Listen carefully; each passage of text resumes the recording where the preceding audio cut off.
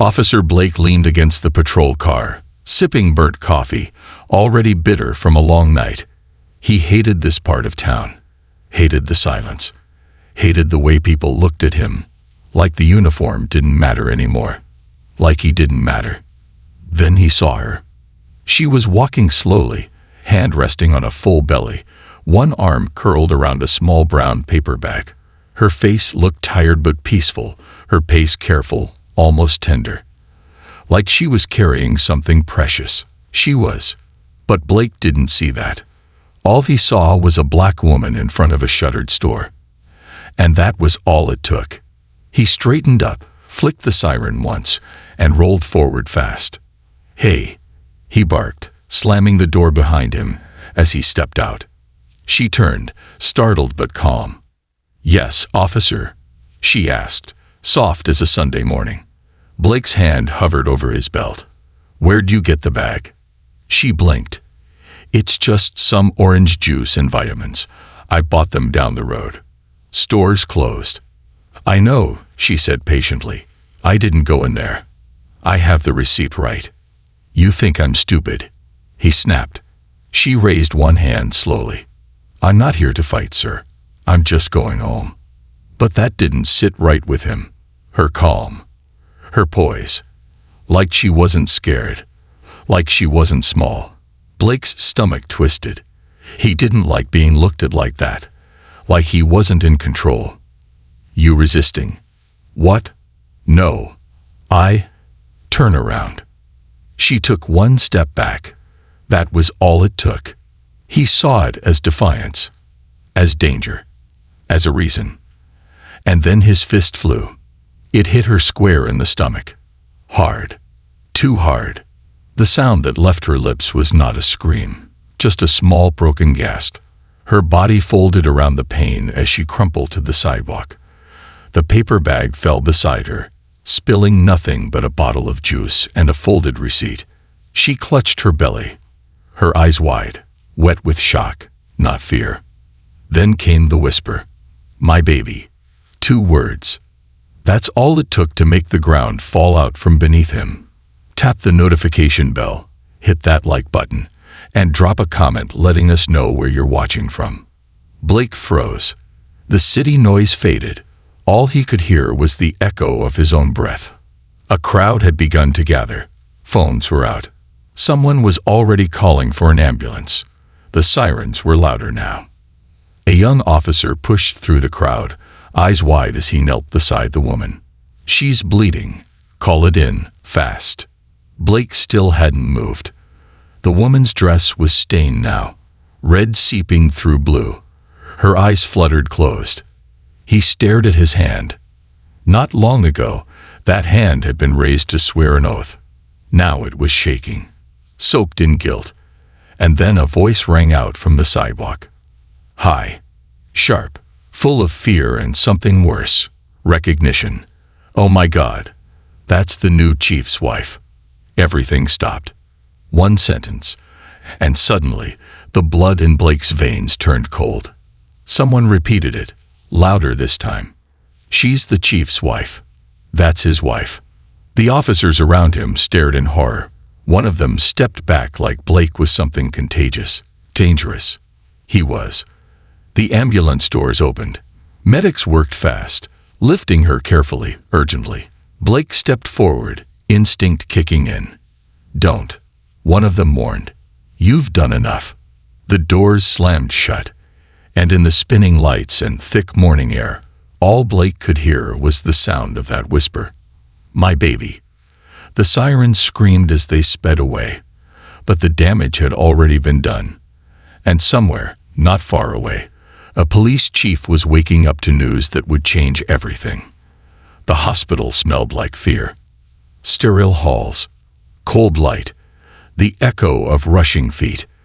They wheeled her through the double doors in silence, but the blood on the stretcher screamed. Her hands clutched her belly even though she wasn't fully conscious. Her lips kept trying to form words. One word, really. The same one, over and over. "My baby."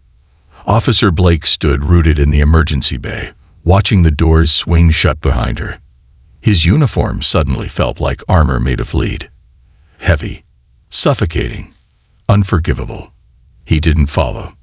He couldn't. No one told him to leave, but they all looked at him like he didn't belong anymore. A nurse bumped his shoulder hard on the way past. No apology. Down the hall, a rookie officer stared at him, wide-eyed, not with admiration, with disgust. "You're done," the rookie whispered. Blake didn't answer. Couldn't. His mouth was dry. His badge felt like it was burning a hole in his chest. He sat on the bench outside the ER, hands shaking. Tried to tell himself it was a mistake, that he hadn't meant it, that she moved too fast, that he feared for his life. The same things he'd heard other officers say when they made the news for all the wrong reasons, but none of those lies fit. Not anymore, because the sound of her body hitting the pavement still rang in his ears. And that whisper, "My baby," it haunted him more than any siren ever had. And then, the door opened. He heard it before he saw him. Footsteps, slow, solid, the sound of boots that weren't in a rush, because they didn't need to be. Power doesn't run. Blake stood up. He didn't know why. Instinct, maybe. Or guilt. The man who entered the hallway was tall, broad, dressed in black. He moved with a calm that made people get out of his way without being asked. He wasn't shouting. He didn't need to. Chief Marcus Dean. Recently promoted. Fresh from overseas deployment. Decorated. Respected. Untouchable. No one had seen much of his personal life since he returned. Most of the officers didn't even know his wife's name. They'd only heard stories, that she was brilliant, soft-spoken, the kind of woman who brought calm into any room. Now she was bleeding out behind locked doors. Because of Blake. The chief didn't even look at him as he passed. He went straight to the glass window overlooking the trauma bay. One glance inside, and his whole body changed. He didn't cry, didn't shout, but something behind his eyes cracked. He pressed one hand against the glass as if trying to hold her through it. "Amara, my wife," he whispered. And Blake knew. Knew it the way a man knows when lightning is about to strike. This wasn't just some woman. This wasn't just another complaint. This was his wife. His unborn child. Blake took a step forward, mouth dry. "Chief, Chief Dean turned slowly. No emotion on his face. That was the most terrifying part. He walked toward Blake like a shadow sliding across the floor. Up close, the chief's voice was quiet, controlled, but every syllable was a blade. "Do you know what it means to protect and serve?" Blake swallowed. "Sir, I didn't. I thought she." "You thought?" Dean cut in. "She was a threat. Walking, carrying groceries, with my child inside her.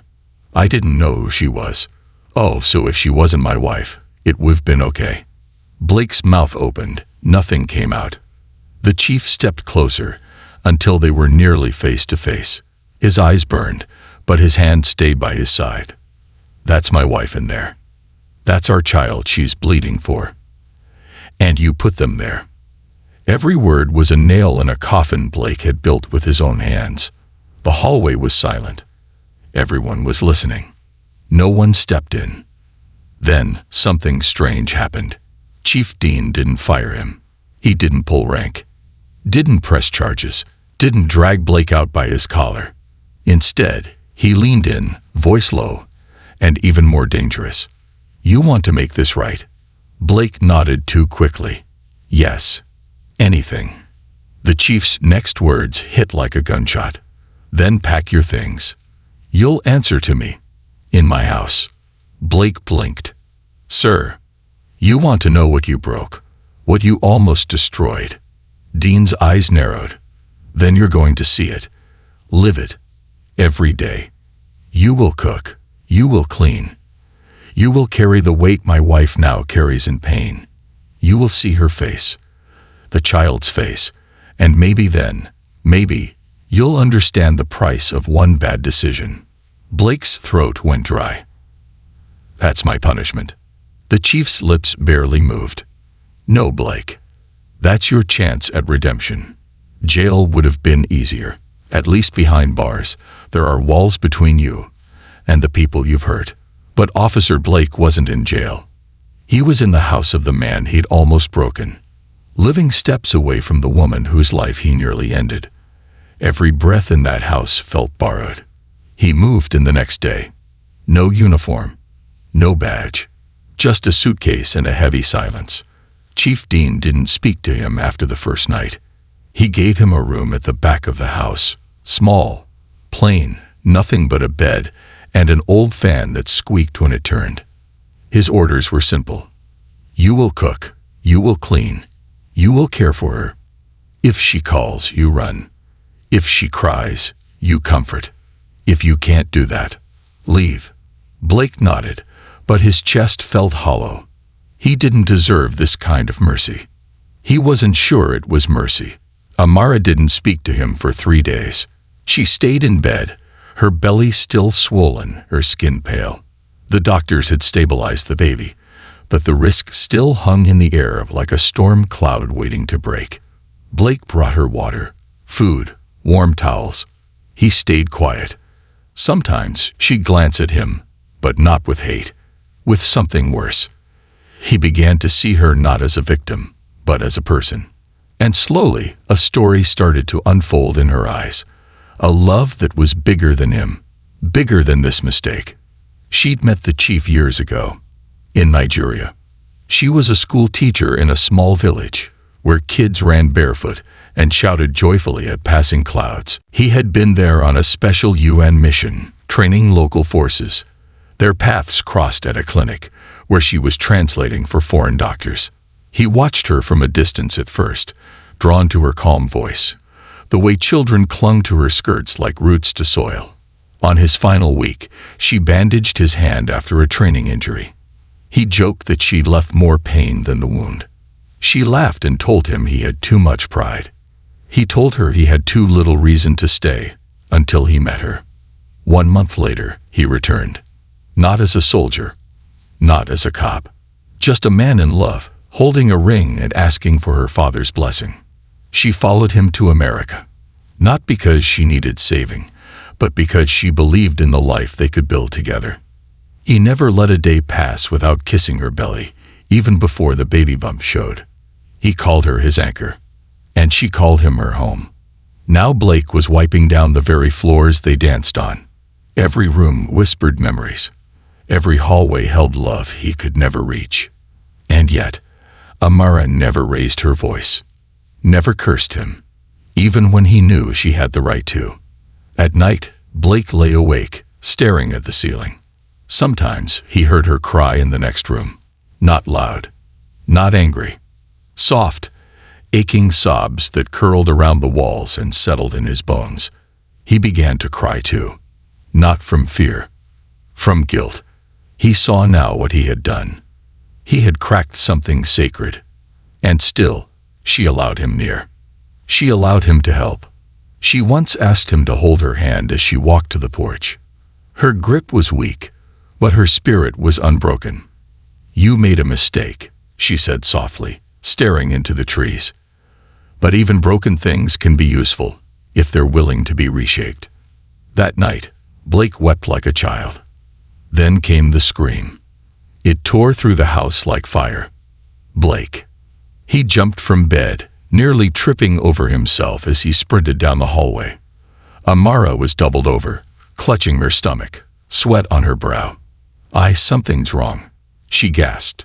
Blake's heart exploded in his chest. Okay. Breathe. I've got you." He scooped her into his arms like she was made of glass and ran to the car.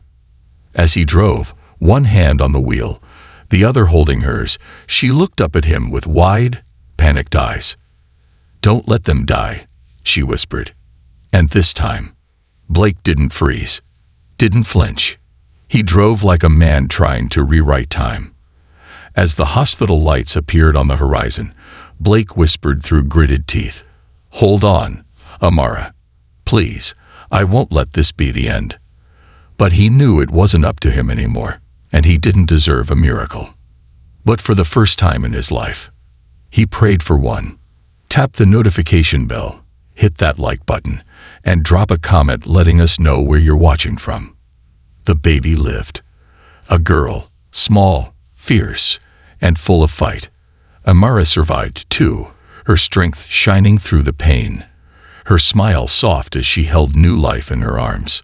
Blake stood outside the room, head down, heart heavy. He had done everything he could, not to be seen, but to serve, to make peace with what he had shattered. Chief Dean approached, quiet as ever. "You kept them alive," he said, voice steady. "You stayed. You carried the weight." Blake nodded, not expecting anything more. "I don't deserve forgiveness." "No," the chief said, "but you earned something else." Blake looked up. "You earned the right to start again." The words hit harder than any punishment. The chief stepped closer, met his eyes. "One day, you'll wear that badge again. But this time, not for power, for people." Blake's breath caught. "You trust me?" "I will," the chief said, "because Amara does, and my daughter will grow up knowing what redemption looks like." In that moment, Blake broke, not in shame, but in grace. He had been judged, and now he was being rebuilt, not as the man he was, but as the one he was becoming. Tap the notification bell, hit that like button, and drop a comment letting us know where you're watching from.